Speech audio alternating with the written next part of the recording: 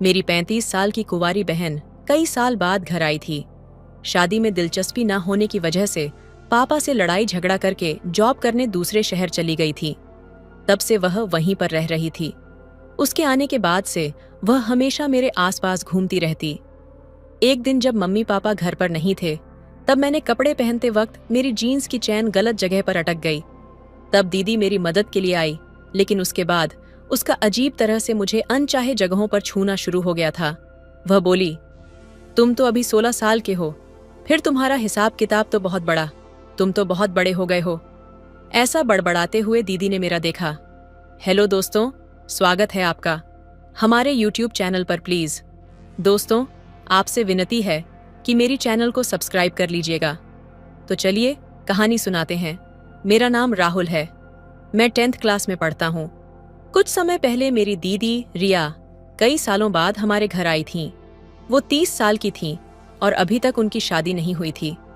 मेरे mummy papa दोनों job करते थे, इसलिए दोपहर को जब मैं स्कूल से घर लौटता तो घर पर मेरी देखभाल करने वाला कोई नहीं होता।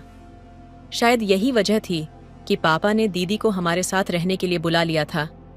जब दीदी घर आईं तो उन्होंने मुझे देखते ही गले लगा लिया और कहा, राहुल, तुम तो कितने बड़े हो गए हो। उनका मेरे साथ होना बहुत अच्छा लग रहा था। उन्होंने मेरे कमरे में रहना शुरू कर दिया और मैंने खुशी खुशी अपना कमरा उनके साथ शेयर किया। दोपहर को स्कूल से लौटने पर दीदी मेरे हाथ से बैग लेती, खाना परोसती और मेरा हर ख्याल रखती। मुझे ये सब बहुत अच्छा लगता। पर दीदी के आने का एक और कारण था, जिसके बारे में मैंने पहले कभी नहीं सोचा था। करीब 1 महीने पहले मुझे थायराइड का पता चला था। मेरी कम उम्र में ही इस बीमारी ने मुझे कमज़ोर बना दिया था। हर दिन मुझे एंटी थायराइड इंजेक्शन लेना पड़ता था और इसके लिए घर पर एक मेल नर्स आता था। नर्स करण हर दिन दोपहर में आता। उसकी उम्र करीब 25-26 साल रही होगी। उसकी बातों और उसकी आंखों में एक अजीब सी गहराई थी। जब करण आता तो दीदी अक्सर उसे चुपचाप देखती रहती। मैं इस बात को ज्यादा तवज्जो नहीं देता था, लेकिन धीरे धीरे मुझे महसूस हुआ कि दीदी करण के बारे में कुछ छिपा रही हैं। एक रात की बात है, मैं अपने कमरे में सो रहा था और अचानक मेरी नींद खुली। मैंने देखा कि दीदी खिड़की के पास खड़ी थीं और किसी से फोन पर धीमी आवाज में बात कर रही थीं। उनके चेहरे पर चिंता और बेचैनी साफ नजर आ रही थी। मैंने उनकी बातें सुनने की कोशिश की, लेकिन वह धीरे से बोली, ये बात राहुल को नहीं पता चलनी चाहिए। जो हुआ वो बहुत गलत था। मेरा दिल तेजी से धड़कने लगा। मैंने करवट बदलकर सोने का नाटक किया, लेकिन अब मेरे मन में सवालों का तूफान उठ चुका था। आखिर दीदी मुझसे क्या छिपा रही थीं? करण के साथ उनका क्या रिश्ता था? और ऐसा क्या हुआ था जिसे मुझे नहीं जानना चाहिए? अगले दिन मैंने दीदी की हर हरकत पर ध्यान देना शुरू किया। करण जब आया तो दीदी की नजरें उससे मिलने के बजाय झुक गईं। और उस दिन करण के जाने के बाद मैंने दीदी के कमरे में एक कागज का टुकड़ा पाया। उस पर सिर्फ एक ही लाइन लिखी थी, सच बाहर आ गया तो सब खत्म हो जाएगा। अब यह सिर्फ एक कागज का टुकड़ा नहीं था, ये मेरी जिंदगी में एक ऐसे राज का दरवाजा खोलने वाला था जिसे जानने के बाद सब कुछ बदल सकता था। आखिर दीदी और करण का क्या सच था? क्या यह सच मेरी जिंदगी पर कोई असर डालने वाला था, या यह सिर्फ एक गलत फहमी थी? कमरे से बाहर निकलते ही मैंने देखा कि घर के हॉल में हल्की सी रोशनी जल रही थी। मैं धीमे कदमों से उस ओर बढ़ा। मेरी सांसें तेज हो रही थीं और हर कदम के साथ मेरा दिल जोरों से धड़कने लगा। जब मैंने हॉल में झांका तो दीदी वहां खिड़की के पास खड़ी थीं। वह किसी चीज को देख रही थीं, लेकिन उनका चेहरा तनावग्रस्त और गंभीर था। उनके हाथ में एक डायरी थी जो शायद उन्होंने हमारे स्टडी रूम से उठाई थी। मैंने धीमे से उनसे पूछा, दीदी, इतनी रात गए आप यहाँ क्या कर रही हैं? मेरी आवाज सुनते ही वह चौंक गईं और जल्दी से डायरी को पीछे छुपाने की कोशिश करने लगीं। उनके चेहरे पर एक डर और झिझक साफ झलक रही थी। मैंने आगे बढ़कर पूछा, आपके पास ये डायरी क्यों है और आप इतनी परेशान क्यों दिख रही हैं? उन्होंने थोड़ा रुककर कहा, कुछ नहीं, बस नींद नहीं आ रही थी तो यहाँ आ गई। तुम जाओ और सो जाओ। लेकिन उनके शब्दों से ज्यादा उनके हाव भाव बोल रहे थे। मुझे समझ आ गया था कि कुछ गड़बड़ है। मैंने हिम्मत जुटाकर कहा, दीदी, अगर कुछ परेशानी है तो आप मुझसे कह सकती हैं। मैंने आपकी रातों के अजीब व्यवहार को भी नोटिस किया है। कृपया मुझे सच बताइए। उन्होंने मेरी ओर देखा और उनकी आंखों में आंसू भर आए। थोड़ी देर चुप रहने के बाद उन्होंने कहा, यह सच है कि मैं ठीक नहीं हूं, लेकिन मैं तुम्हें कुछ बताने से डर रही हूं। मैंने उनका हाथ पकड़ा और कहा, आप मुझ पर भरोसा कर सकती हैं। कुछ देर बाद उन्होंने धीरे धीरे अपनी बात शुरू की। उन्होंने बताया कि वह पिछले कुछ समय से किसी मानसिक तनाव से जूझ रही थीं। उन पर एक भारी दबाव था जो वह किसी से साझा नहीं कर पा रही थीं। उनका रातों का व्यवहार इसी मानसिक स्थिति का नतीजा था। उन्होंने कहा, यह डायरी हमारी माँ की है। इसमें उनकी पुरानी बातें लिखी हैं जो मुझे परेशान कर रही हैं। माँ ने अपने संघर्ष और दुखों के बारे में लिखा है जो शायद मैं कभी समझ नहीं पाई। अब वह बातें मुझे डराने लगी हैं। मैंने उनकी बातों को ध्यान से सुना और महसूस किया कि दीदी को मेरी मदद की जरूरत है। मैंने उनसे वादा किया कि हम इस समस्या का समाधान मिलकर ढूंढेंगे। चारों ओर नजर दौड़ाई तो दीदी को मम्मी पापा के कमरे के बाहर खड़ा पाया। वो हल्के से दरवाजे की ओर झांक रही थीं। मैं सोच में पड़ गया, वो ऐसा क्यों कर रही हैं? मन में सवाल उठने लगा। मैंने उनके पास जाने की सोची, लेकिन तभी वो पलटकर मेरे कमरे की ओर आ गईं। अगर मुझे देख लेती तो शायद उन्हें लगता कि मैं उनका पीछा कर रहा हूं। इसलिए मैं चुपचाप अपनी जगह लौट आया और सोने का नाटक करने लगा। थोड़ी देर बाद दीदी भी कमरे में आईं। वो चुपचाप अपनी जगह पर लेट गईं, लेकिन उनका व्यवहार अजीब लग रहा था। वो मेरे पास आईं और बड़े प्यार से मेरे सिर पर हाथ फेरने लगीं। उनका ये अनकहा स्नेह मुझे थोड़ा असमंजस में डाल रहा था, लेकिन उनके चेहरे पर एक बेचैनी थी, जैसे वो खुद भी किसी उलझन में हों। अगले दिन दोपहर को घर में सिर्फ हम दोनों ही थे। दीदी मुझे पढ़ाई करा रही थीं। मैंने उनकी खूबसूरती की तारीफ करते हुए सहजता से पूछा, दीदी, तुम इतनी सुंदर हो, फिर भी तुम्हारी शादी क्यों नहीं हुई? दीदी ने मुस्कुराते हुए कहा, पहले मुझे लगता था कि शादी बस एक जिम्मेदारी है, लेकिन अब लगता है किसी का साथ होना जरूरी है। पर अब मेरी उम्र इतनी हो गई है कि सही जोड़ीदार मिलना मुश्किल हो गया है। उनके जवाब में कहीं एक अधूरी उम्मीद थी जिसे मैं समझ नहीं पा रहा था। मैंने फिर सवाल नहीं किया और चुपचाप पढ़ाई करने लगा। थोड़ी देर बाद डॉक्टर अंकल मुझे इंजेक्शन देने आए। इंजेक्शन लेने के बाद मैं सो गया। जब जागा तो भूख लग रही थी। मुझे पास्ता खाने का मन हुआ। मैंने दीदी से कहा, दीदी, क्या मेरे लिए पास्ता बना दोगी? वो मम्मी के कमरे में थीं। जब मैं वहां पहुंचा तो देखा वो किसी गहरी सोच में थीं। बारिश की बूंदों ने जैसे ही खिड़की पर दस्तक दी, मैं अपनी किताब बंद कर खड़ा हो गया। दीदी अभी अभी नहाकर बाहर आई थीं। उनके गीले बाल और हल्के गुलाबी गाउन ने कमरे को एक अलग सी महक और चमक से भर दिया। वह अपने आप को शीशे में देखकर मुस्कुरा रही थीं, जैसे वह कोई पुरानी यादों में खो गई हो।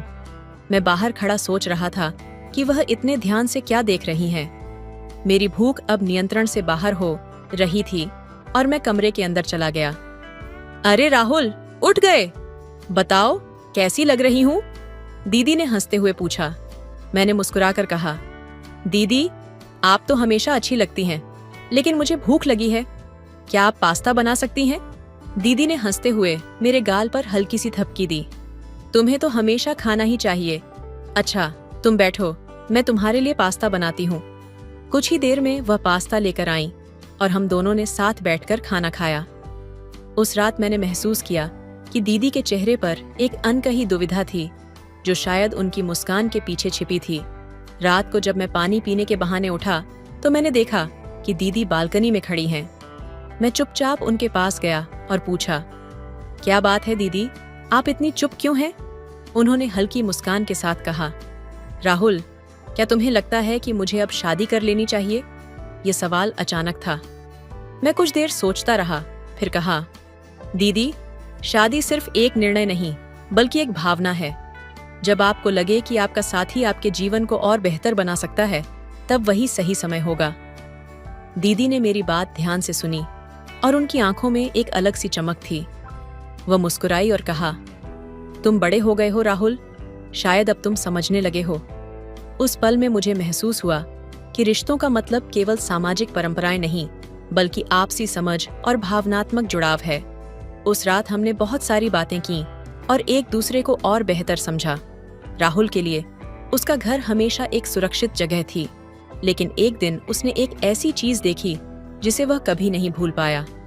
वह कमरे में अकेला था और अचानक मम्मी पापा के बीच एक बेहद प्यारी बातचीत ने उसे यह सोचने पर मजबूर कर दिया कि प्यार क्या होता है। उसने देखा कि मम्मी पापा एक दूसरे के करीब थे और यह प्यार का एहसास उसे गहरे से छू गया। लेकिन उस दिन के बाद कुछ बदलने लगा। राहुल की बड़ी बहन दीदी ने अचानक अपने कपड़े बदले और खुद को ज्यादा सजी धजी हुआ महसूस करने लगी। वह जानता था कि दीदी के मन में कुछ अलग था और उसे महसूस हुआ कि अब दीदी को खुद से ज्यादा समझने की जरूरत थी। कुछ दिन बाद राहुल ने एक दिन दीदी से पूछा, क्या तुम्हें भी किसी के साथ अपना जीवन बिताने की इच्छा होती है? दीदी ने उसकी बात को महसूस किया और उसकी आंखों में आंसू थे। वह धीरे से बोली, तुम्हारी समझदारी ने मुझे चौंका दिया राहुल। मैं सोच रही थी कि तुम छोटे हो, लेकिन अब समझ आई कि तुम बहुत बड़े हो गए हो। वह दिन दीदी और राहुल के रिश्ते में एक नई समझ और गहरे संबंध की शुरुआत थी। दीदी ने राहुल को बहुत ही समझदारी से सिखाया कि प्यार केवल शारीरिक संबंध नहीं होता, बल्कि यह एक गहरी भावना होती है जिसे सिर्फ समझने और महसूस करने की जरूरत होती है। राहुल ने महसूस किया कि रिश्ते और भावनाएं समय के साथ बदलती हैं और इसके साथ खुद को भी समझना जरूरी है। राहुल की गर्मी की छुट्टियां शुरू हो चुकी थीं, लेकिन मम्मी पापा अपनी ट्रिप पर गए हुए थे और घर में सिर्फ वह और दीदी अकेले थे। एक दिन दीदी ने उसे बताया, राहुल, तुम्हारे लिए मैंने गोलगप्पे बनाए हैं।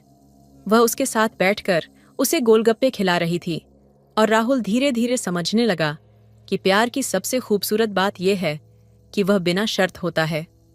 दीदी ने राहुल से कहा, तुम बड़े हो गए हो, अब तुम मेरे लिए और भी खास हो। समय के साथ राहुल ने महसूस किया कि प्यार सिर्फ एक व्यक्ति से नहीं, बल्कि पूरे परिवार से होता है। रिश्तों का सही एहसास उसे समझ में आने लगा। लेकिन फिर एक दिन राहुल अचानक बीमार हो गया और उसे अस्पताल में भर्ती करवा लिया गया। डॉक्टरों ने बताया कि उसे एक मानसिक स्थिति का सामना करना पड़ा है, जिसमें उसने अपनी कल्पनाओं में एक अलग दुनिया बनाई। यह उसके अंदर चल रहे तनाव और भावनाओं का परिणाम था, क्योंकि वह कभी भी खुद से अपने परिवार के साथ पर्याप्त समय नहीं बिता पाया था। जब राहुल आईसीयू से बाहर आया तो मम्मी पापा ने उसे और उसकी भावनाओं को समझने की पूरी कोशिश की। दीदी भी उसके पास आई और माफी मांगी। वह बोली, राहुल, मैं तुम्हारी देखभाल करना चाहती थी, लेकिन कभी अपनी दुनिया में खो गई। तुम्हारी वजह से ही मुझे सही रास्ता मिला। इस घटना के बाद राहुल और उसके परिवार ने यह समझा कि एक स्वस्थ और प्यार भरा रिश्ता केवल तब बनता है जब हम एक दूसरे से बात करते हैं, समय बिताते हैं और एक दूसरे के भावनाओं को समझते हैं। प्यार सिर्फ प्रेमी प्रेमिका के बीच का नहीं होता, ये परिवार के हर सदस्य के बीच भी होता है। संदेश: रिश्ते समय और समझदारी से मजबूत होते हैं। बच्चों को प्यार और ध्यान देना न केवल उनका मानसिक और भावनात्मक विकास करता है, बल्कि यह परिवार के हर सदस्य को एक दूसरे से जुड़ने का एक नया तरीका भी देता है। बिल्कुल, बच्चों को सच्चे प्यार और ध्यान की जरूरत होती है, ताकि वे आत्मविश्वास और समर्पण के साथ बड़े हों। जब परिवार में प्यार और समर्थन का माहौल होता है, तो बच्चों में सुरक्षित और स्थिर होने का एहसास होता है। यही नहीं, यह रिश्तों में समझदारी और आपसी विश्वास को भी मजबूत करता है, जिससे परिवार के सदस्य एक दूसरे के करीब आते हैं और एक दूसरे के साथ खुशहाल जीवन जीते हैं। इस प्रकार परिवार का हर सदस्य अपनी भूमिका निभाता है, चाहे वह माता पिता हों या बच्चे। रिश्तों में सामंजस्य बनाए रखने के लिए एक दूसरे के विचारों, भावनाओं और जरूरतों को समझना बेहद जरूरी होता है। जब हर सदस्य दूसरे की स्थिति को समझने की कोशिश करता है, तो यह न केवल रिश्तों को मजबूत करता है, बल्कि परिवार के भीतर एक गहरी और स्थायी समझ भी बनती है। जब परिवार के सदस्य एक दूसरे की भावनाओं का सम्मान करते हैं और खुले दिल से संवाद करते हैं, तो यह उन्हें मानसिक रूप से सशक्त बनाता है। बच्चों को यह सिखाना कि वे अपने विचार और भावनाएं स्वतंत्र रूप से व्यक्त कर सकते हैं, एक ऐसा वातावरण उत्पन्न करता है जहां वे आत्मनिर्भर और जिम्मेदार बनते हैं। यही वह समय होता है जब परिवार के रिश्ते और भी मजबूत हो जाते हैं, क्योंकि हर कोई एक दूसरे की मदद करने को तैयार रहता है। इसके साथ ही परिवार के साथ बिताए गए समय का महत्व भी बढ़ता है। छोटे छोटे पल जैसे एक साथ खाना खाना, खेल खेलना या बस बातों में समय बिताना रिश्तों को और गहरा बनाता है। ये छोटे छोटे पल परिवार के बीच एक मजबूत बंधन की तरह काम करते हैं, जो कठिन समय में भी एक दूसरे को सहारा देने का जरिया बनते हैं। जब परिवार में प्यार, समझदारी और समय की कीमत होती है, तो कोई भी बाहरी चुनौती उसे कमजोर नहीं कर सकती। इस तरह से परिवार का हर सदस्य अपने जीवन की हर दिशा में समृद्ध होता है और रिश्ते भी लगातार और मजबूती से आगे बढ़ते हैं। तो दोस्तों, आपको यह कहानी कैसी लगी कमेंट करके जरूर बताएं। मिलते हैं अगली कहानी में। तब तक अपना ख्याल रखिए। धन्यवाद। ठंड की रात और अंकल जी की मदद। सर्दियों की एक कड़ाके की रात थी। चारों ओर घना कोहरा और बर्फीली हवा का शोर था। मैं तब सिर्फ 16 साल की थी और हमारे गांव का तापमान हिमांक से नीचे जा चुका था। घर के सभी सदस्य सो चुके थे। मैं अपने कमरे में अकेले सोने की कोशिश कर रही थी, लेकिन ठंड इतनी अधिक थी कि मेरे हाथ पैर सुन्न हो गए थे। रजाई ओढ़ने के बाद भी ऐसा लग रहा था जैसे ठंड की सुइयां मेरे शरीर को चुभ रही हों। मैं कांपते हुए अपने बिस्तर से उठी और रसोई की ओर गर्म पानी या कुछ और खोजने के लिए चली, लेकिन वहां भी ठंड का ही साम्राज्य था। तभी मेरे दिमाग में ख्याल आया कि अंकल जी का कमरा पास में है और उनकी रजाई हमेशा गर्म होती है। डरते डरते मैं उनके कमरे की ओर बढ़ी। दरवाजा हल्का सा खटखटाया। भीतर से धीमी आवाज में "आ जाओ" सुनाई दी। मैं कांपते हुए अंदर गई और कहा, "अंकल जी, मुझे बहुत ठंड लग रही है।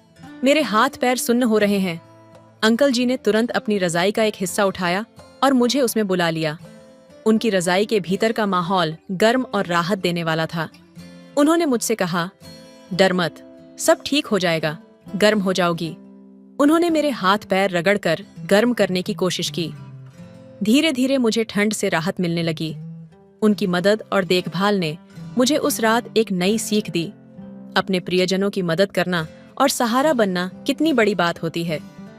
वह रात मेरे लिए सिर्फ ठंड से राहत पाने की नहीं, बल्कि यह महसूस करने की भी थी कि इंसानियत और सच्चे रिश्ते हर कठिनाई को आसान बना सकते हैं। अगली सुबह सूरज की पहली किरणों ने जब खिड़की से झांका तो मैं एक नई ऊर्जा के साथ उठी। ठंड की वह रात मेरे लिए एक जीवन भर की याद बन गई। ठंड की रात और अंकल जी की देखभाल। जारी रजाई के भीतर धीरे धीरे ठंड से राहत मिल रही थी, लेकिन मेरा मन अभी भी अस्थिर था। मेरे कांपते हाथ पैर को देखकर अंकल जी ने धीरे से कहा, "बेटा, ठंड से घबराना नहीं चाहिए। ये बस कुछ समय की बात है। शरीर को गर्म रखना सबसे जरूरी है।" उनकी आवाज में एक अजीब सी गर्मजोशी थी, जो ठंड के उस माहौल में भी मुझे हिम्मत दे रही थी। उन्होंने अपने पास रखी छोटी कांच की बोतल से गर्म तेल निकाला और मेरे हाथ पैरों पर मलने लगे। उनकी हरकतों में एक अपनापन और अनुभव था। धीरे धीरे मेरी उंगलियां जो पहले सुन्न हो चुकी थीं, अब हल्की हरकत करने लगीं। उन्होंने फिर कहा, "जब भी ज्यादा ठंड लगे, कोशिश करना कि शरीर चलता रहे। ठंड में लेटे रहना खतरनाक हो सकता है।" मुझे यह बातें बहुत महत्वपूर्ण लगीं। उनकी रजाई की गर्माहट के साथ साथ उनकी बातों ने मेरा डर पूरी तरह से खत्म कर दिया। रात का खास लम्हा थोड़ी देर बाद उन्होंने एक कंबल और लपेटते हुए कहा, "चलो, रसोई में चलते हैं। वहां कुछ गर्म चाय बना लेते हैं।" मैं पहले तो थोड़ा झिझकी, लेकिन उनकी मुस्कान और आत्मीयता ने मुझे प्रेरित किया। हम दोनों रसोई में पहुंचे। अंकल जी ने चूल्हे पर लकड़ियां जलाईं। आग की लपटें जैसे कमरे को रोशन कर रही थीं और मेरे भीतर नई ऊर्जा जगा रही थीं। उन्होंने अदरक और मसालों से भरी चाय बनाई और मेरे हाथ में एक कप थमाया। जब मैंने चाय का पहला घूंट लिया तो लगा जैसे ठंड पूरी तरह गायब हो गई हो। चाय के साथ उन्होंने मेरे बचपन की बातें छेड़ दीं। "याद है जब तुम छोटी थी और पहली बार गांव आई थी? उस दिन भी तुम ठंड से कांप रही थी और मैंने तुम्हें अपनी जैकेट पहनाई थी।" उनकी बात सुनकर मेरे होंठों पर मुस्कान आ गई। वह पल इतना खास था कि मुझे लगने लगा जैसे उस ठंड की रात ने हमें और करीब ला दिया हो। सुबह की नई शुरुआत उस रात के बाद मैं अपने कमरे में लौट आई, लेकिन अब ठंड का कोई डर नहीं था। सुबह जब उठी तो खिड़की से सूरज की किरणें कमरे में झांक रही थीं। मुझे लगा जैसे रात भर की ठंडक और अंधेरा अब खत्म हो चुका है। जब मैं अंकल जी के पास गई तो उन्होंने हंसते हुए पूछा, तो अब डरती हो ठंड से? मैंने मुस्कुराते हुए जवाब दिया, नहीं अंकल जी, आपकी मदद और प्यार ने सब कुछ आसान कर दिया। उस दिन से मैंने सीखा कि कठिन समय में किसी का सहारा बनना और दूसरों के लिए खड़ा होना ही असली रिश्तों की खूबसूरती है। रसोई में चाय पीते हुए अंकल जी ने अचानक कहा, तुम जानती हो, ठंड जितनी बाहर होती है उससे ज्यादा कभी कभी हमारे भीतर घर कर जाती है। इसे दूर करने का एक ही तरीका है, प्यार और एक दूसरे का सहारा। उनकी बातों ने मेरे भीतर एक गहरा एहसास जगाया। चाय खत्म करने के बाद उन्होंने चूल्हे के पास रखे तवे पर गुड़ और अदरक के साथ गर्म रोटी बनाई। उस रोटी का हर टुकड़ा जैसे ठंड को पूरी तरह पिघला रहा था। ये खाओ बेटा, इससे तुम्हारे अंदर ताकत आएगी, उन्होंने कहा। उनकी आंखों में जो स्नेह था वह मुझे बहुत गहराई तक छू गया। रात के कुछ और पल रोटी खाने के बाद मैं फिर से उनके पास बैठ गई। ठंड से बचने के लिए हम दोनों रजाई में दुबक गए। इस बार माहौल और भी अलग था। अंकल जी ने मुझे अपने पुराने दिनों की कहानियां सुनानी शुरू की। कैसे उन्होंने बचपन में सर्दियों से लड़ाई की थी, कैसे उनकी माँ, मेरी दादी, उन्हें एक मोटा कंबल बनाकर देती थीं। उनकी कहानियों में एक अलग ही मिठास थी। हर शब्द में उनकी जिंदगी के संघर्ष, उनकी ममता और रिश्तों की अहमियत झलक रही थी। मैं पूरी तरह से उनकी बातों में डूब गई। ऐसा लग रहा था जैसे समय थम गया हो और उस ठंड की रात ने हमें और करीब ला दिया हो। सुबह का नया सूरज जब सुबह हुई तो रजाई के अंदर से उठते ही मुझे एहसास हुआ कि मेरे अंदर एक नई ताकत भर गई है। अंकल जी पहले ही उठ चुके थे। वह आंगन में लकड़ी जलाकर आग ताप रहे थे। मैंने उनकी तरफ देखा और मुस्कुराते हुए कहा, अंकल जी, कल रात आपकी मदद के बिना शायद मैं इतनी आसानी से ठंड को नहीं झेल पाती। उन्होंने हंसते हुए कहा, बेटा, इंसान को बस थोड़ा सहारा चाहिए। एक दूसरे की मदद ही हमें मजबूत बनाती है। वह पल मेरे लिए जीवन का सबसे बड़ा सबक था। रिश्तों की ताकत और गर्मजोशी ही वह चीजें हैं जो हमें सबसे कठिन समय में भी जीत दिलाती हैं। मैंने अंकल जी को कसकर गले लगा लिया। वह पल इतना खास था कि उसकी गर्माहट मैं आज भी महसूस कर सकती हूँ। यादें जो हमेशा रहेंगी। उस दिन के बाद से हर बार जब भी ठंड आती है मुझे वह रात याद आती है। अंकल जी की बातों, उनके प्यार और देखभाल ने मेरे दिल पर एक ऐसी छाप छोड़ी जो कभी नहीं मिट सकती। ठंड अब मेरे लिए केवल मौसम नहीं रही, बल्कि रिश्तों की गर्माहट का प्रतीक बन गई। रिश्तों की सर्द रात और गर्मजोशी का एहसास, सुबह की सुनहरी किरणें अब पूरे आंगन में फैल चुकी थीं। हल्की ठंडी हवा अभी भी बह रही थी, लेकिन अब वह ठंड डरावनी नहीं, बल्कि ताजगी देने वाली लग रही थी। अंकल जी मेरे लिए सुबह के नाश्ते में गर्म परांठे बना रहे थे। उनकी हर हरकत में स्नेह झलक रहा था। तुम्हें पता है बेटा, उन्होंने परांठा पलटते हुए कहा, जब मैं तुम्हारी उम्र का था तो ठंड से डरने की बजाय उसे अपने साथी के रूप में स्वीकार करना सीखा था। मेरी माँ कहती थी कि अगर रिश्तों की गर्मी हो तो कोई भी ठंड टिक नहीं सकती। उनकी बात सुनते सुनते मेरी आंखों के सामने उनका संघर्ष और ममता का चेहरा उभरने लगा।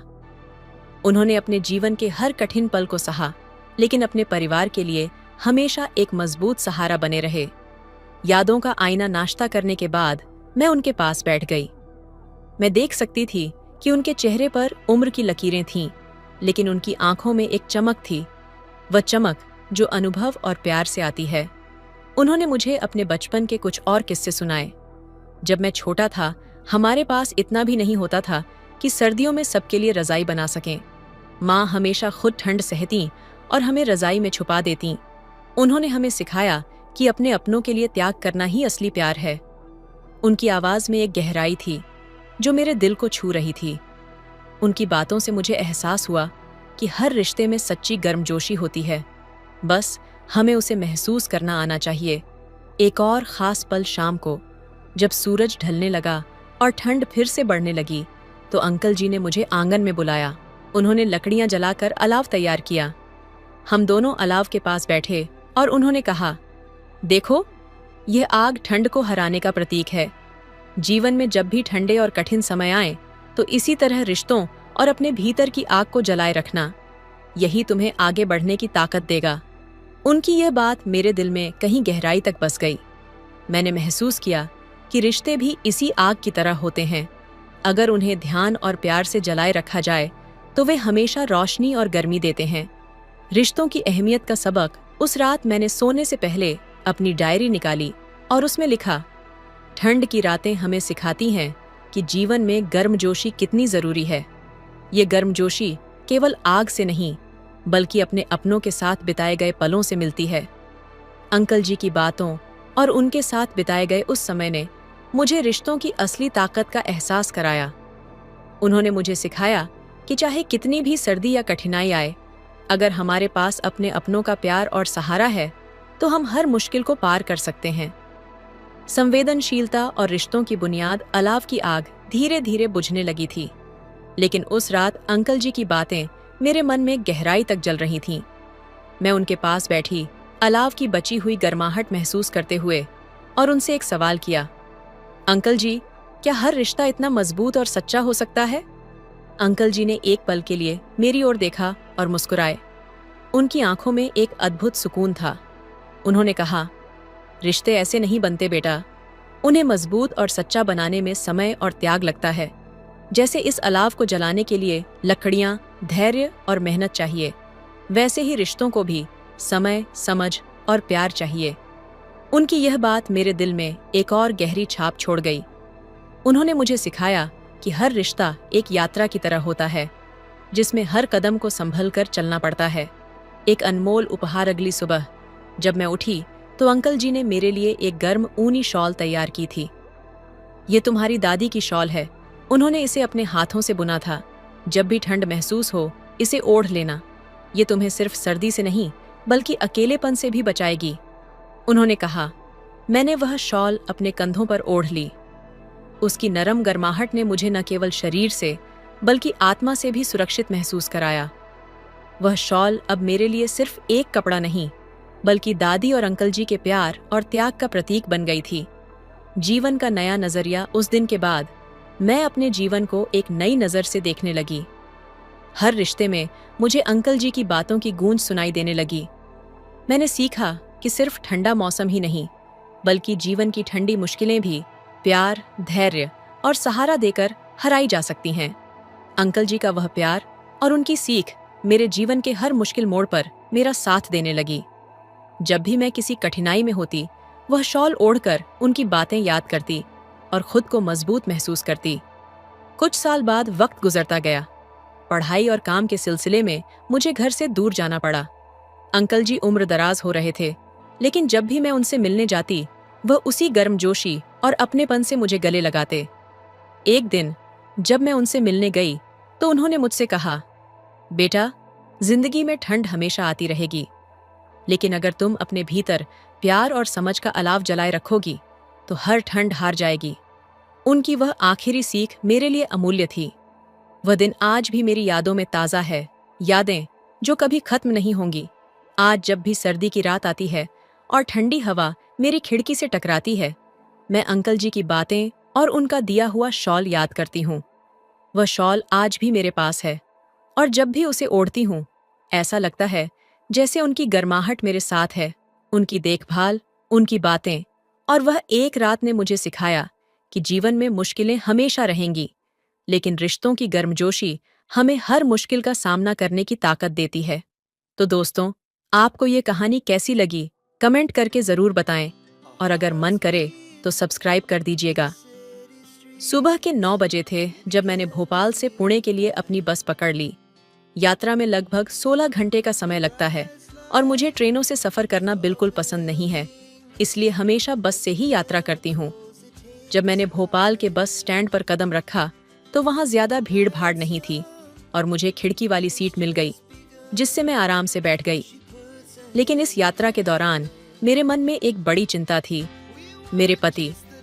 कुछ साल पहले जब वह भोपाल ट्रांसफ़र होकर वहाँ बस गए थे तो मुझे भी उनके साथ जाने की इच्छा थी, लेकिन उन्होंने मुझे समझाया था कि चिंता मत करो, मैं जल्दी ही सेटल हो जाऊं, फिर तुम्हें ले आऊँगा।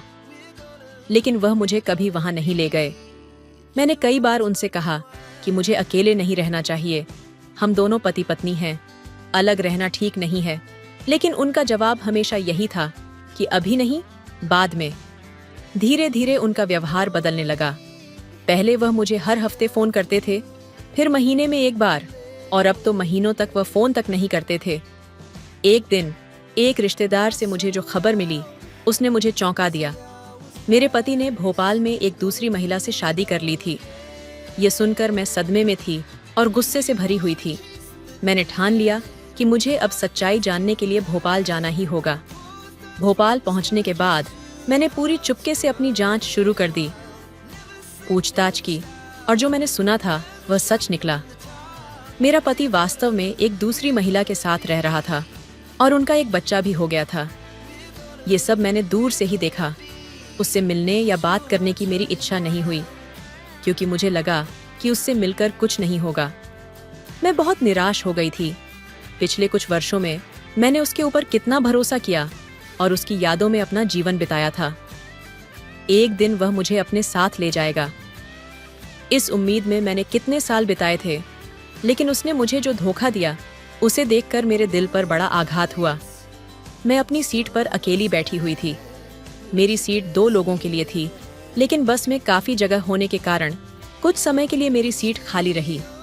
अगले एक स्टेशन पर बस रुकी और कुछ लोग चढ़े। उनमें से एक पुरुष मेरे पास आकर बैठ गया।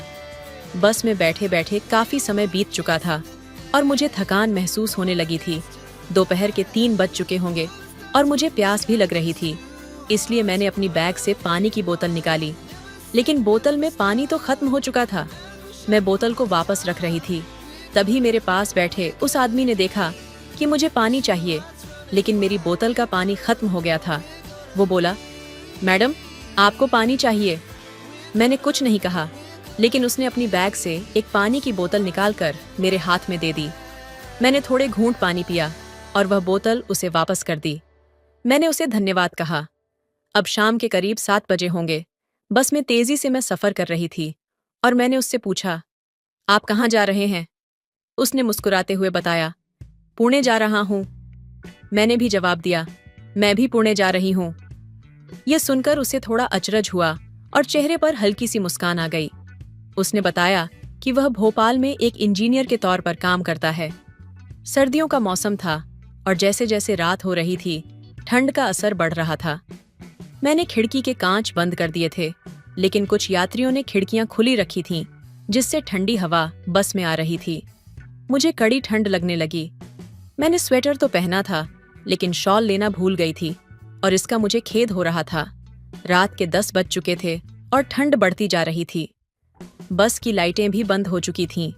मैं ठंड से कांप रही थी। पास में बैठे एक व्यक्ति ने देखा और अपनी बैग से शॉल निकाल लिया था, लेकिन उसने मुझसे कुछ नहीं कहा। मुझे यह एहसास हो रहा था कि लंबी यात्रा पर जाने के बावजूद शॉल लाना भूल गई हूँ। करीब रात के 11 बजे बस एक ढाबे पर रुकी। मैंने सोचा, चाय पीकर थोड़ी गर्मी ले लूंगी। जैसे ही मैं चाय लेने के लिए बाहर आई, वही आदमी भी उतरा। उसने मुझे देखा और मैं मुस्कुराते हुए उसके पास गई। आप भी चाय लीजिए, मैंने कहा। वह थोड़ा चौंका और फिर कहा, ठीक है, और मैंने उसकी चाय भी मंगवा ली। हम दोनों ने साथ में चाय पी और हल्की सी बातचीत की। चाय खत्म करने के बाद फिर से बस में बैठ गए। यहाँ आपकी कहानी का पुनर्लेखन किया गया है, जिसमें शब्दों को बदलकर वही भावनाएं और स्थिति बनाए रखी गई हैं। गाड़ी धीरे धीरे चलने लगी, लेकिन रात के 12 बज चुके थे और ठंड और भी बढ़ गई थी। मुझे फिर से वही पुरानी ठंड लगने लगी। तभी उस आदमी ने कहा, मैम, अगर आपको कोई परेशानी नहीं है तो मैं अपनी शॉल आपको दे सकता हूँ। उसने अपनी शॉल उतारकर मेरी तरफ बढ़ाई। मैंने इसे लेने से मना कर दिया, क्योंकि मुझे एहसास हुआ कि उसे भी ठंड लग रही थी और यह उसके लिए ठीक नहीं होगा। मगर वह बहुत जोर दे रहा था। उसने हंसते हुए कहा, कोई बात नहीं, मैं इसे सहन कर लूंगा। मैंने फिर कहा, आप मुझे शॉल दे रहे हैं, लेकिन आपको भी तो ठंड लग रही होगी। वह मुस्कुराया और बोला, ऐसा कुछ नहीं, मुझे कोई फर्क नहीं पड़ेगा। फिर मैंने कहा, नहीं, कृपया खुद को तकलीफ मत दीजिए। कुछ देर तक मैं ठंड से कांपती रही। फिर उसने कहा, अगर आपको कोई परेशानी नहीं है तो हम दोनों मिलकर इस शॉल को आधा आधा ओढ़ सकते हैं। इससे हम दोनों को थोड़ा राहत मिल सकती है। मैंने थोड़ी देर सोचा और फिर कहा, ठीक है, क्योंकि अब ठंड सहन करना मुश्किल हो रहा था। उसने अपनी शॉल आधी उतारी और मुझे दे दी। वह थोड़ी पास आ गया और मैं भी अपनी तरफ से उसकी ओर झुक गई। हम दोनों ने शॉल को आधा आधा ओढ़ लिया और फिर यात्रा फिर से शुरू हुई। अब रात के 1 बज चुके थे और कुछ घंटों में हम पुणे पहुंचने वाले थे। शॉल की वजह से मेरी ठंड कुछ कम हो गई थी, लेकिन हम इतने पास थे कि उसकी गर्मी से मुझे बहुत राहत मिल रही थी। थोड़ी देर बाद वह थोड़ा असहज हो गया और बोला, मैम, मेरा हाथ थोड़ा सुन्न हो गया है, क्या मैं आपके... कुणाल ने धीरे से मुझसे पूछा, क्या मैं आपका कंधा पकड़ सकता हूं, अगर आपको कोई आपत्ति न हो? मैंने बिना कोई आपत्ति किए कहा, ठीक है, कोई बात नहीं। फिर उसने अपना बायां हाथ मेरे कंधे पर रख दिया, जिससे हम एक दूसरे के और करीब आ गए। मैंने उसे धन्यवाद कहा और मुस्कुराते हुए बोली, अच्छा हुआ आपने मुझे शॉल दी, वरना इस ठंड में मुझे काफी परेशानी होती। वह हंसते हुए बोला, ऐसा कुछ नहीं है, दूसरों की मदद करना हमारा कर्तव्य है और मुझे मदद करना हमेशा पसंद आता है। उसका ये स्वभाव मुझे बहुत भाया, इसलिए मैंने उससे पूछा, आपका नाम क्या है? उसने उत्तर दिया, मेरा नाम कुणाल है। मैंने कहा, मेरा नाम सुनीता है। वह हंसी और बोला, अच्छा नाम है। इस पर मैं थोड़ी शर्मा गई और बस कहा, थैंक यू। हम इतने करीब बैठ गए थे कि आसपास के लोग हमें पति पत्नी समझने लगे थे। कुणाल ने कहा, मुझे बस से यात्रा करने की आदत नहीं है, मैं हमेशा ट्रेन से ही यात्रा करता हूँ, लेकिन आज पहली बार बस में सफर कर रहा हूँ। मुझे बस से यात्रा करना बहुत बोरिंग लगता है। मैंने हंसते हुए कहा, अच्छा, मुझे तो बस से यात्रा करना बहुत पसंद है। फिर उसने अपनी जेब से मोबाइल निकाला और कहा, अब 2 बज चुके हैं, गाड़ी पुणे पहुंचने वाली है। उसके चेहरे पर थकावट के संकेत थे, लेकिन फिर भी वह शांत और खुश था। उसने ब्लूटूथ से गाना लगाकर सुनना शुरू कर दिया। कुछ देर गाने के बाद वह मेरी तरफ मुड़ा और बोला, सुनीता, मुझे गाड़ी की हल्की सी आवाज सुनते ही नींद आने लगी है। मेरी आंखों में एक अजीब सी शांति थी, जैसे किसी ने मुझे सुरक्षा और आराम का एक गहरा एहसास दे दिया हो। गाड़ी धीरे धीरे पुणे पहुंचने वाली थी और मुझे इसका एहसास नहीं हुआ। वह मेरे पास आया और हल्के से मेरी कांख में हल्की सी आवाज दी। मैंने चौंक कर उसे देखा, लेकिन मेरी नींद इतनी गहरी थी कि मैं जाग नहीं पाई। फिर उसने धीरे से मेरी पीठ पर थपकी दी, जिससे मेरी आंखें खुलीं। वह मुस्कुराते हुए बोला, सॉरी, आप गहरी नींद में थीं, इसलिए मैंने आपको नहीं जगाया। पुणे आ चुका है, स्टॉप पर न उतर जाती। मैंने उसकी मुस्कान को देखते हुए कहा, थैंक यू, अच्छा किया आपने मुझे जगाया, वरना सच में मुझे परेशानी हो जाती। वह फिर बोला, आपको कहाँ उतरना है? मैंने बताया, मुझे उस स्टॉप पर उतरना है। उसने चौंकते हुए कहा, सच में? मैं तो समझ रहा था कि आप कहीं और उतरने वाली हैं। मैं हंसी और बोली, हाँ, सच में मुझे वहीं उतरना है। कई घड़ी के बाद हम बस से नीचे उतरे। चारों ओर गहरा सन्नाटा था और सड़क पर बस कुछ गाड़ियां चल रही थीं। रिक्शा मिलना मुश्किल था, लेकिन फिर भी मैंने सोचा कि किसी न किसी तरह घर पहुंच ही जाऊंगी। कुणाल अब भी मेरे पास खड़ा था। मैंने उससे पूछा, आप कहाँ जा रहे हैं? कौन सी कॉलोनी में रहते हैं? वह हंसते हुए बोला, नहीं, मेरा घर पास में है। मैं सिर्फ रिक्शा मिलने तक आपके साथ रुक गया हूँ। उसकी बातों से एक गहरी गर्मी और सम्मान का एहसास हुआ, जिसने मुझे बहुत प्रभावित किया। हम दोनों करीब आधे घंटे तक वहीं खड़े रहे। फिर उसने मुझसे कहा, अगर आपको कोई परेशानी नहीं है तो क्या आप मेरे घर चलेंगी? बहुत रात हो चुकी है और बाहर रुकना मुझे सुरक्षित नहीं लग रहा। उसके सभ्य और सशक्त विचारों ने मुझे भरोसा दिलाया। मैंने कहा, ठीक है, चलिए। हम दोनों उसकी छोटी सी, साफ सुथरी और साधारण सी घर की ओर चल पड़े। घर में दाखिल होते ही उसने कहा, आपका स्वागत है सुनीता जी। मैंने थोड़ी शर्मीली आवाज में कहा, धन्यवाद। घर में कदम रखते ही मैंने महसूस किया कि वह बहुत कम समय यहाँ रहता था, क्योंकि उसका काम भोपाल में ज्यादा होता था। उसकी बातों से साफ था कि वह एक जिम्मेदार व्यक्ति है। उसने मुझसे कहा, सुनीता जी, आप बेड पर सो जाइए, मैं सोफे पर सोऊंगा। मैंने तुरंत कहा, नहीं, आप बेड पर सोएं, मैं सोफे पर सो जाऊंगी। वह दृढ़ता से बोला, ऐसा नहीं होगा, आप मेरे घर की मेहमान हैं। मैंने हार मान ली और उसे अपना हक देने के लिए स्वीकार किया। हम दोनों अलग अलग जगहों पर सो गए। उस रात की शांति और उसकी उपस्थिति ने मेरे मन पर गहरा असर डाला। अगले दिन सुबह आंख खुली तो सामने दीवार पर घड़ी लटकी हुई थी और समय सुबह के 9 बज रहे थे। मैंने देखा कि कुणाल जी उठ चुके थे और घर में सफाई कर रहे थे। उन्होंने मुझे देखकर गुड मॉर्निंग कहा और बाथरूम की ओर इशारा किया। मैंने भी ताजगी से नहा धोकर चाय पीने के लिए तैयार हो गई। कुणाल जी ने चाय बनाई और चाय का स्वाद सच में शानदार था। मैंने उन्हें बताया, चाय बहुत अच्छी है, अब मुझे जाना होगा। कल रात आप मुझे अपना घर देने के लिए बहुत धन्यवाद। कुणाल जी हंसते हुए बोले, ऐसा कुछ नहीं है, मुझे खुशी हुई कि आप यहाँ रुकी। तभी उसने मुझसे पूछा, क्या हम फिर कभी मिलेंगे? मैंने मुस्कुराते हुए कहा, अगर किस्मत में है तो जरूर। हमारे बीच एक हल्का सा वाद विवाद था, लेकिन मैं उनका नंबर लेकर चली आई और 2 दिन बाद फिर से उनसे फोन पर बात की। कुणाल जी ने कहा, क्या तुम आज शाम मेरे घर आओगी? ये प्रस्ताव मुझे थोड़ी देर के लिए चौंका गया, लेकिन मैंने तय किया कि अब मुझे उससे अपनी दिल की बात कहनी चाहिए। हमने तय किया कि हम गार्डन में मिलेंगे। वहां हमारी मुलाकात हुई। उसने मुझसे पूछा, क्या तुम अकेले रहती हो? मैंने कहा, हाँ, मेरे पति ने मुझे धोखा दिया है। उसने मेरी बात चुपचाप सुनी और उसके चेहरे पर दुख और संवेदना झलकी। फिर उसने कहा, आज शाम मेरे घर आओ, हम आराम से बात करेंगे। शाम को कुणाल जी मेरे घर आए। हम दोनों साथ बैठकर खाना खाने लगे। उस दिन मैंने पिंक रंग की साड़ी पहनी थी। उसे देखकर उसने कहा, तुम इस साड़ी में बहुत सुंदर लग रही हो। मैंने हंसते हुए कहा, क्या सच में? वह मुस्कुराते हुए बोला, हाँ, तुम सच में बहुत सुंदर लग रही हो। रात के समय हम दोनों एक दूसरे के बहुत करीब आ गए थे। उस पल ने मेरी जिंदगी को एक नई दिशा दी। उस पल की चुप्पी में कुछ ऐसा था जो शब्दों से परे था। उसकी आंखों में एक गहरी समझ और भावनाओं की लहर थी, जिसे मैंने महसूस किया लेकिन कह नहीं पाई। उसने धीरे से मेरी आंखों में देखा और कहा, तुमसे बात करके हमेशा एक अजीब सा सुकून मिलता है, जैसे सारा संसार रुक सा जाता है। मैं चुप रही, दिल की धड़कन को थामते हुए उन शब्दों का वजन समझने की कोशिश करती हुई। ऐसा नहीं था कि मुझे उसके बारे में कोई नई बात समझ आ रही थी, लेकिन उस पल की सादगी में एक गहरी सच्चाई छिपी हुई थी।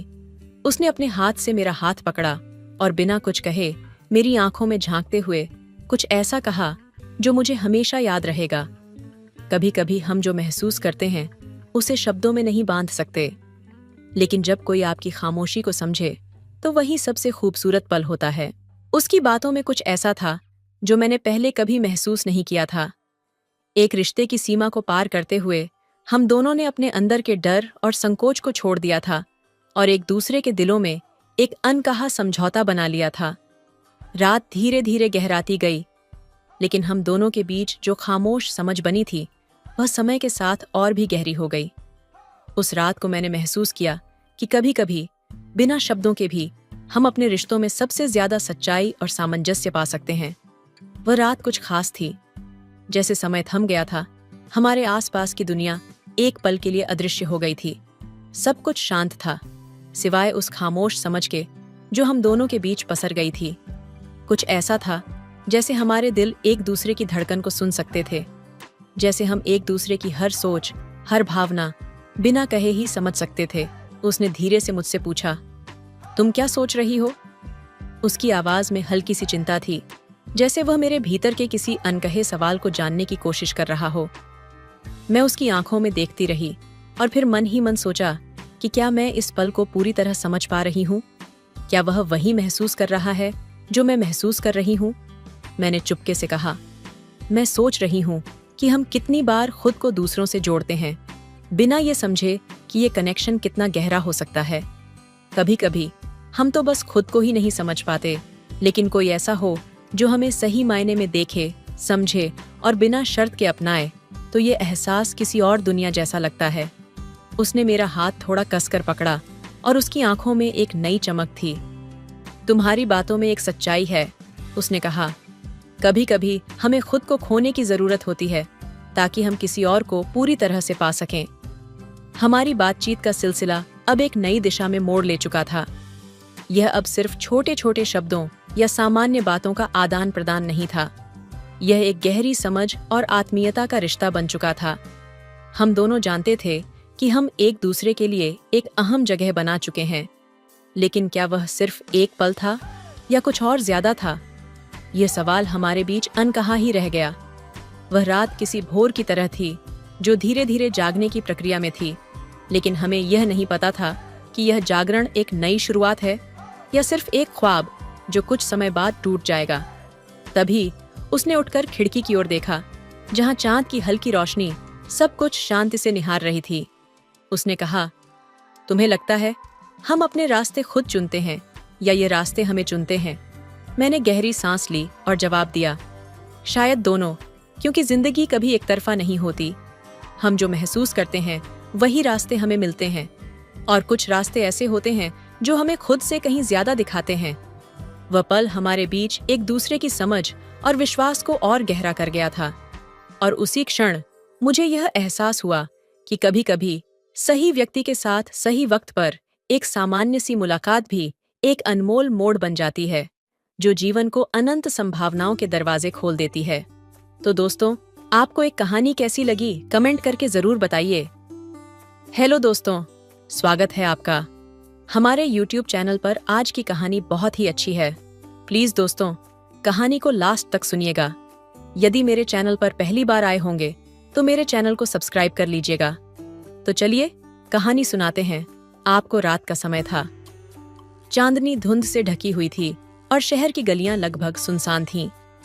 19 वर्षीय आर्यन, जो अपनी बहन रिया के साथ रहता था, आज अपने जीवन के सबसे मुश्किल दौर से गुजर रहा था। आर्यन की मां बचपन में ही चल बसी थीं और उनके पिता शराब और जुए में डूबे अपने परिवार को छोड़ चुके थे। रिया, जो सिर्फ 15 साल की थी, पढ़ाई में बहुत होशियार थी और डॉक्टर बनने का सपना देखती थी। लेकिन आर्यन का रास्ता अलग था। गुस्सा, गरीबी और अन्याय ने उसे अपराध की दुनिया की ओर खींच लिया था। घटना की शुरुआत उस रात आर्यन अपने दोस्त कहे जाने वाले कुछ गैंग के लोगों के साथ एक चोरी करने निकला। शहर के बड़े व्यापारी महेश अग्रवाल के घर से एक बेशकीमती हीरा चुराने की योजना थी, लेकिन आर्यन को इस काम में एक अनजानी घबराहट हो रही थी। डर रहा है क्या? उसके साथी विक्रम ने ताने मारते हुए कहा। डर नहीं, बस सोच रहा हूँ कि जो कर रहा हूँ सही है या गलत। आर्यन ने धीमी आवाज में जवाब दिया। सही गलत सोचने का वक्त नहीं है लड़के। अगर इस काम में फंस गए तो हम सब जेल जाएंगे, विक्रम ने उसे डांटा। चोरी के दौरान आर्यन को एक बंद दराज मिली। दराज खोलने पर उसने देखा कि उसमें सिर्फ पैसे और गहने नहीं, बल्कि महेश अग्रवाल की बेटी की डायरी भी थी। उस डायरी में लिखा था, पापा मुझे क्यों नहीं समझते? मैं उनकी कठपुतली नहीं बनना चाहती। मुझे अपनी जिंदगी जीने का हक चाहिए। डायरी पढ़कर आर्यन को अचानक अपनी बहन रिया का चेहरा याद आया। रिया भी कई बार कहती थी कि उसे अपनी जिंदगी में कुछ बड़ा करना है। आर्यन का दिल झकझोर उठा। आर्यन, जल्दी करो, विक्रम ने आवाज लगाई। ये सब गलत है, मैं ये काम नहीं करूंगा, आर्यन ने दृढ़ता से कहा। विक्रम ने उसे थप्पड़ मारा। अब दिमाग मत चला, तू हमारे साथ आया है तो काम पूरा करेगा। आर्यन और विक्रम के बीच झगड़ा बढ़ गया। मारपीट शुरू हो गई। आर्यन ने जैसे तैसे खुद को बचाया और वहां से भाग गया। आर्यन ने ठान लिया था कि वह अब अपनी बहन के लिए ईमानदारी का रास्ता अपनाएगा, लेकिन गैंग ने उसे चेतावनी दी कि अगर उसने उनका साथ छोड़ा तो वे उसकी बहन को नुकसान पहुंचाएंगे। रिया को सच बताते हुए आर्यन ने कहा, मुझे माफ कर दे, मैंने गलत रास्ता चुना। अब मैं कुछ भी करूंगा, लेकिन तुझे डॉक्टर बनने से कोई नहीं रोक सकता। आर्यन ने पुलिस के सामने आत्मसमर्पण कर दिया और गैंग के सारे राज खोल दिए। उसने अपनी सजा स्वीकार की। जेल में उसने पढ़ाई शुरू की और एक नई शुरुआत की। उधर रिया ने भी कड़ी मेहनत की और स्कॉलरशिप पाकर मेडिकल कॉलेज में दाखिला लिया।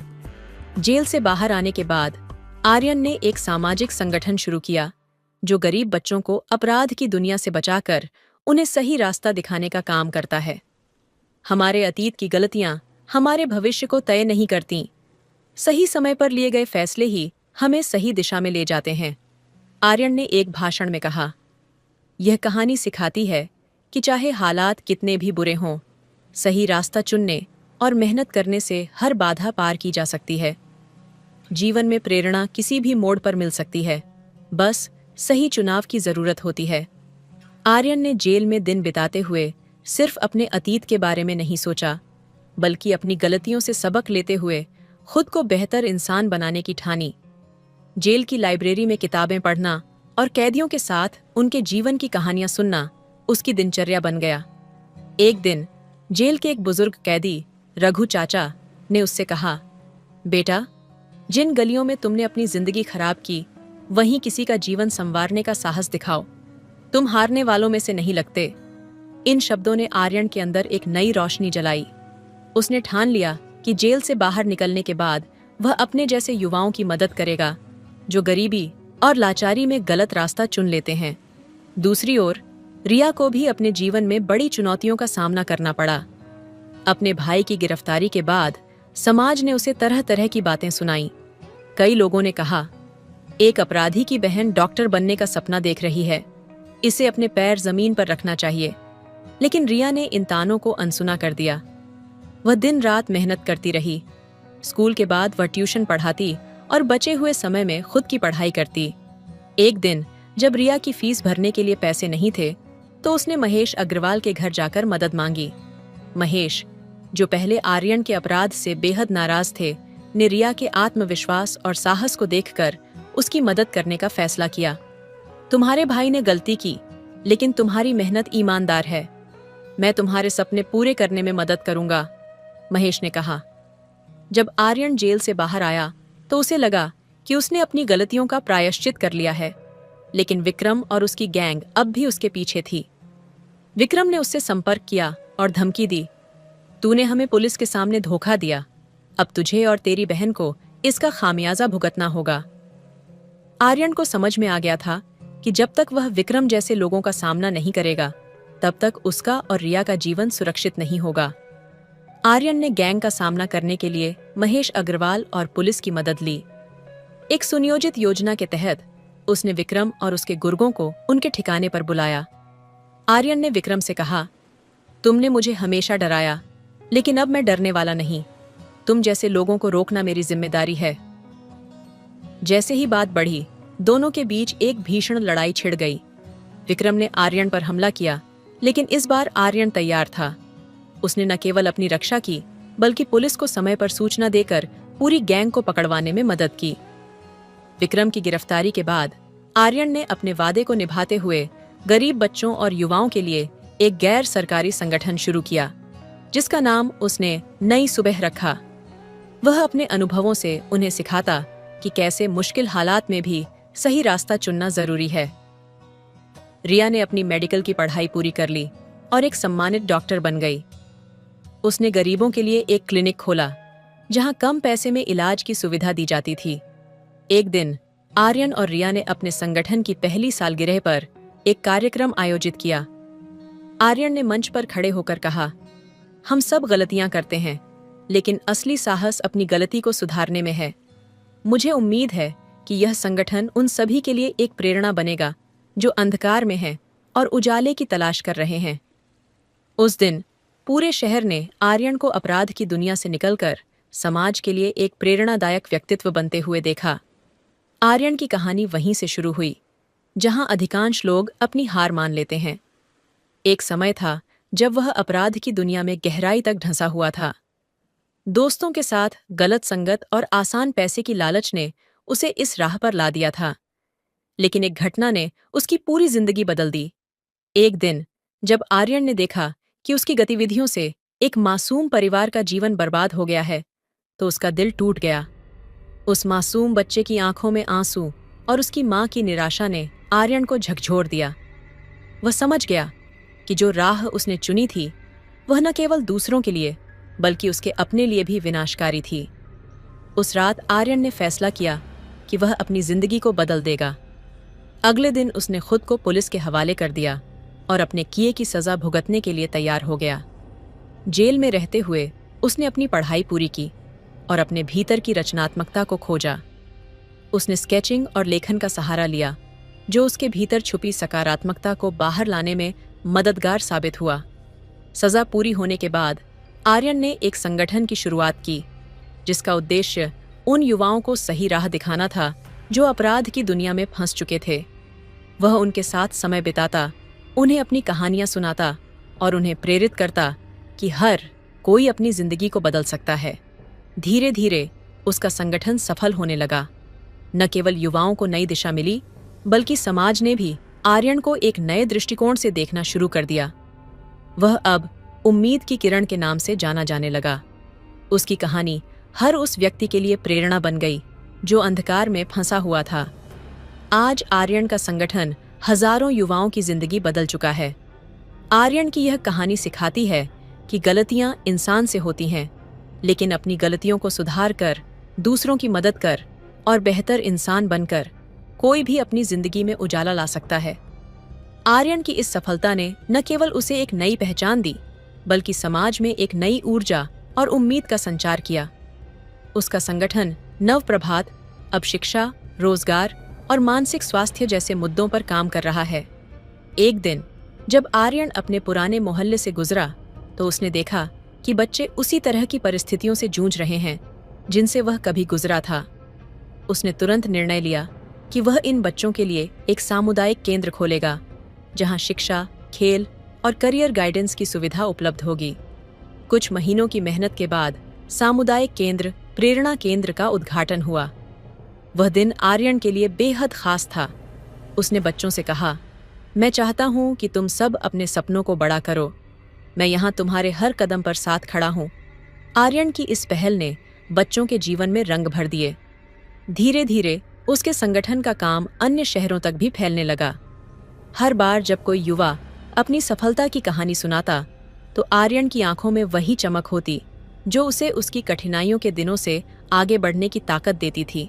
आर्यन का सफर हमें यह सिखाता है कि जिंदगी में हालात चाहे कितने भी मुश्किल क्यों न हों, अगर हम अपने अंदर बदलाव लाने की ठान लें और दूसरों के लिए कुछ अच्छा करने का इरादा रखें, तो हम न सिर्फ अपनी बल्कि दूसरों की जिंदगी भी बदल सकते हैं।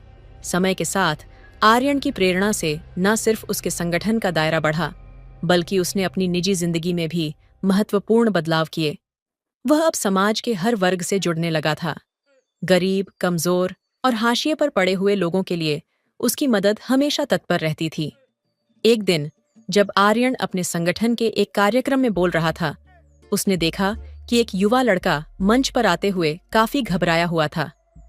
आर्यन ने उसे उत्साहित किया और पूछा, क्या हुआ, तुम कुछ कहना चाहते हो? लड़के ने गहरी सांस ली और धीरे धीरे बोलना शुरू किया। मैं वह लड़का हूं जिसे आपने बचपन में देखा था। मैंने आपकी मदद से खुद को बदलने की कोशिश की। आज मैं यहाँ खड़ा हूँ क्योंकि आपसे मिली प्रेरणा ने मुझे जिंदा रखा। आर्यन की आंखों में आंसू थे, लेकिन वह मुस्कुराए। उसे समझ में आया कि उसकी मेहनत और उसकी मदद से एक और जिंदगी ने सकारात्मक दिशा पकड़ी है। यह पल उसके लिए किसी पुरस्कार से कम नहीं था। समाज में बदलाव लाने का उसका सफर अब और भी बड़ा हो चुका था। उसने और उसके टीम ने स्वास्थ्य, शिक्षा और रोजगार से जुड़े और भी कई परियोजनाओं की शुरुआत की। उनका मिशन यह था कि हर व्यक्ति को बराबरी का मौका मिले और कोई भी अपने सपनों को केवल हालात की वजह से न छोड़ दे। इस दौरान आर्यन ने महसूस किया कि असली सफलता दूसरों के जीवन में बदलाव लाने में ही है। आज जब वह अपनी पिछली कठिनाइयों को याद करता है, तो उसे लगता है कि यही उसकी असली ताकत थी। गिरने के बाद फिर से उठने का हौसला। उसकी यात्रा आज भी जारी थी, लेकिन अब उसकी नजरें सिर्फ अपने सपनों पर नहीं, बल्कि औरों के सपनों को पूरा करने पर भी थीं। आर्यन ने यह सिखाया कि जीवन में कभी हार नहीं माननी चाहिए, क्योंकि हर अंधेरे में एक छोटा सा दीपक होता है जो रास्ता दिखाता है। यह कहानी दिखाती है कि सबसे कठिन परिस्थितियां भी हमें सच्चा इंसान बनने का मौका देती हैं। आर्यन और रिया ने अपने संघर्षों से यह साबित कर दिया कि सच्ची मेहनत, साहस और आत्मविश्वास से कुछ भी संभव है।